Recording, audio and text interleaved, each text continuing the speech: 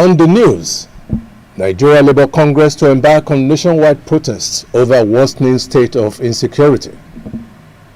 Pengasan calls on federal government to name and prosecute sponsors of terrorism. Edo State House of Assembly Committee threatens to issue arrest warrant on former Governor Godwin Obaseki. In addition, we have the exchange rates and weather report. Ehi, our news presenter, is standing by for the details. Welcome to the news on air on Providence Television International. I am Ehi Eriki Ogiriaki. The Nigerian Labour Congress (NLC) on Thursday warned that it would no longer watch helplessly as criminal gangs unleash terror across the country, vowing to declare a national day of mourning and to also mobilize for nationwide protests over the worsening insecurity. Speaking at the opening of its National Executive Council meeting in Lagos, NLC President Joe Ajaero stated that Nigeria is under siege, lamenting the latest school kidnappings and withdrawal of security personnel before the attack. He further demanded a full investigation to uncover possible compromise within Nigeria's security system. The NLC president disclosed the Congress will announce details of the planned national mourning and protest soon, stressing that the lives of teachers, students, and workers is presently at stake. The Petroleum and Natural Gas Senior Staff Association of Nigeria has added its voice to growing concerns over insecurity in the country, urging the federal government to name and prosecute sponsors of terrorism and take immediate steps to halt the rising wave of kidnappings. Pengasan President Festus Osifo made a call on Thursday at a press conference following the union's National Executive Council meeting in Abuja. He warned that the escalating insecurity across the country poses a serious threat to national development and the safety of citizens.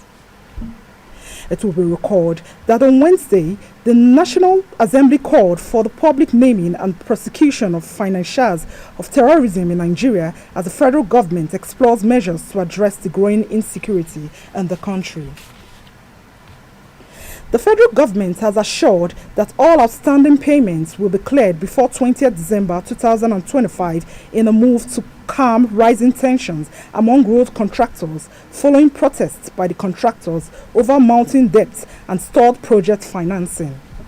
The Minister of Works, David Umahi, gave the assurance on Thursday during the reopening of the repaired Kefi flyover in Nasarawa State.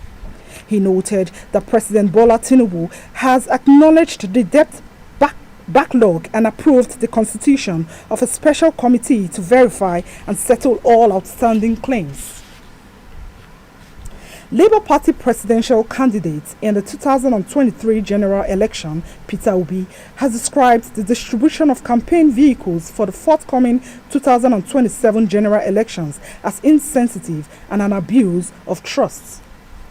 Mr. Obi stated, at a time when Nigerians are struggling with hunger, unemployment and insecurity, the decision of the federal government to allocate resources for distribution of luxury vehicles as part of the 2027 campaign mobilization is not only insensitive but represents a serious moral failure.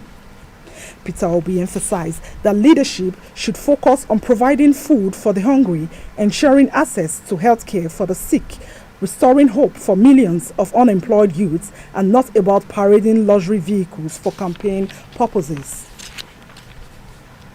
The former Minister of State for Petroleum Resources, Timipre Silva, has requested the Economic and Financial Crimes Commission, EFCC, to schedule a new date for him to appear before investigators over $14.8 million fraud case. The former minister cited a life-threatening medical condition that prevented him from attending the original appointment. In a letter dated November 24th and acknowledged by the EFCC on November 26, 2025, Silva faulted the Commission's move to declare him wanted, stating that he is currently receiving treatment for a life-threatening condition. The Edo State's House of Assembly committee constituted to investigate the Museum of West African Art (MOWAA) and Radisson Hotel on Thursday threatened to issue an arrest warrant on the former governor of the state, Godwin Obaseki, for refusing to appear before writ. The committee was constituted following a request by Governor Monday Okpevolo to probe funding and ownership of the project, including the extent of the state government's 3.8 billion naira investment in MOWAA and 28 billion naira in Radisson Hotel. The committee stated it has the power to ask the police to bring any individual before it to answer questions, emphasizing that those declining to appear before it cannot claim they were refused the right to fair hearing. Edo State government has named Dr. Patrick Egbojeli as the new chief press secretary to the governor Monday Okpevolo. Before his appointment, Dr. Egbojeli was a lecturer at the Federal Polytechnic Auchi. He is a renowned journalist, public administrator, researcher, lecturer with a distinguished professional record in media practice and public affairs. According to a letter signed by the secretary to the state government, Umai Hilo, on Thursday, Dr. Egbojeli would take over from Fred Itwa as chief press secretary. Pope Leo XIV on Friday 5th December 2025 emphasized the need for new generations to be helped and not hindered when it comes to their relationship with new technologies and artificial intelligence. He disclosed this while addressing participants in the conference Artificial Intelligence and Care for Our Common Home. The pontiff noted that the well-being of society depends on young people's ability to develop their talents and respond to the demands of the time and needs of others with generosity and freedom of mind. And now to sports. Super Eagles players and the Confederation of African Football have praised Troost Ekong, who announced his retirement from international football on Thursday, 4th December 2025. This brings an end to Ekong's 10-year-long career with Nigeria, just 2 weeks before the 2025 African Cup of Nations. The 32-year-old defender confirmed the decision in an emotional video posted on social media. Troost Ekong, who made his debut for Nigeria in 2015 under the late Stephen Keshi, reflected on his life with the national team, describing it as the greatest privilege of his life. The Istanbul Public Prosecutor's Office on Friday, 5th December, disclosed that it has ordered the arrest of 46 people, including 29 football players, as part of the investigation into illegal betting on Turkish football matches. Among the arrested players, 27 of them are suspected of betting on matches involving their own team in which they also played. 18 referees were also arrested for betting on matches that they personally officiated. And now to the weather reports. Welcome to the weather forecast for Saturday, 6th December. In Abuja, it will be partly sunny with a temperature of 33 degrees Celsius. In Lagos, Benin and Port Harcourt, there will be scattered thunderstorms with temperatures of 31 degrees Celsius in Lagos, 32 degrees Celsius, Benin and Port Harcourt, 31 degrees Celsius. In Kaduna, Enugu and Sokoto, it will be mostly cloudy with temperatures of 32 degrees Celsius in Kaduna, 33 degrees Celsius in Enugu and Sokoto, 34 degrees Celsius.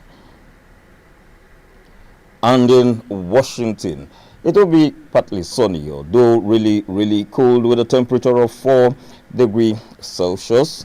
And in London, it will be cloudy with temperatures of 12 degrees Celsius. And in Johannesburg, there will be rain with a temperature of 24 degrees Celsius. In Rome, it will be sunny with temperatures of 13 degrees Celsius. And in Paris, there will be light rain with a temperature of 12 degrees Celsius. And now to the exchange rates. 1 United States dollar, its equivalent in Naira, is 1,462. 1 euro, 1,704. 1 British pound, 1,953. 1 Canadian dollar presently stands at 1,049 naira, and the Australian dollar stands at 970 naira. And that's the news on Providence Television International. Thanks for staying tuned.